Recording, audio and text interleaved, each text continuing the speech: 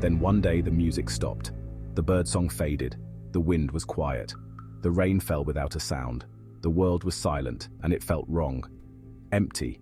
Narrator: Leo loved music. He loved to sing, to hum, and to tap his feet to the rhythm of the world around him. The birds chirping, the wind whistling, the rain pattering. It was all music to his ears. Leo missed the music terribly. He missed the way it made him feel. Happy, sad, excited, calm. Music was like magic, and the magic was gone. He decided to find out what happened. He would bring the music back. One day a gentle wind brushed past Leo's ear. It was faint, barely there, but it whispered something. A clue. The wind spoke of a lost melody, a melody so powerful it could restore music to the world.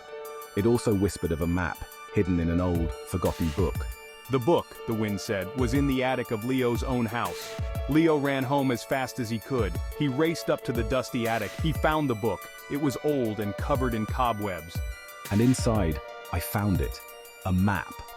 The map was old and faded, but I could just make out the image of a mountain range. Written on the top in swirling script were the words, "The Mountain of Melodies." This was where I had to go. This was where I would find the lost melody. Leo set off on his journey, following the map. He walked for many days. He crossed rivers and meadows. He climbed hills and valleys. Finally, he reached a dark and mysterious forest. The trees here were tall and thick, their branches intertwined, blocking out the sun. The forest was silent, but as I walked, I started to hear whispers. The trees were whispering. They whispered his name. They whispered about the lost melody. The whispers were strange and a little scary, but Leo kept going. I knew I had to be brave. I had to find the lost melody. The whispers grew louder as I went deeper into the forest. They told me to turn back, that the lost melody was gone forever. But Leo didn't listen. He knew he had to try. Leo emerged from the forest and found himself in a valley unlike any he had ever seen. This valley was filled with echoes. Every sound, even the smallest whisper, echoed endlessly. Wow. As Leo walked through the Valley of Echoes, he started to hear something amazing. Echoes of music. He heard snippets of songs, fragments of tunes, all jumbled together. It was the most beautiful thing Leo had ever heard. He listened closely, trying to make sense of the echoes. He started to hum along, trying to piece together the lost melody.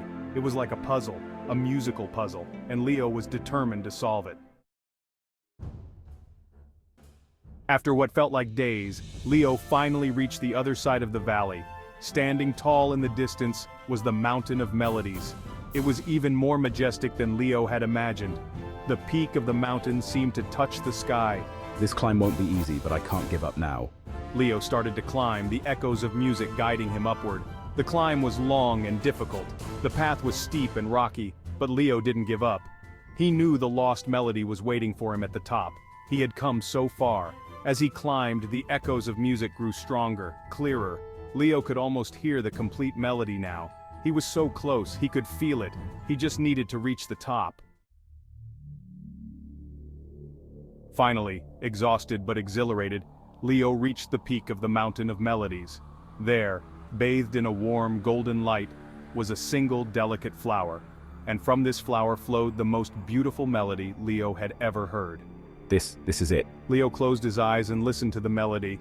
He let the music wash over him, filling him with its magic. As he listened, he understood. The lost melody wasn't just a collection of notes, it was something more. It was the sound of joy, of sadness, of anger, of love. It was the sound of life itself. Leo opened his eyes and smiled. He knew what he had to do. He took a deep breath and sang. He sang the lost melody, his voice echoing across the mountains and valleys, carried on the wind to every corner of the world. And as he sang, the world came alive with music once more.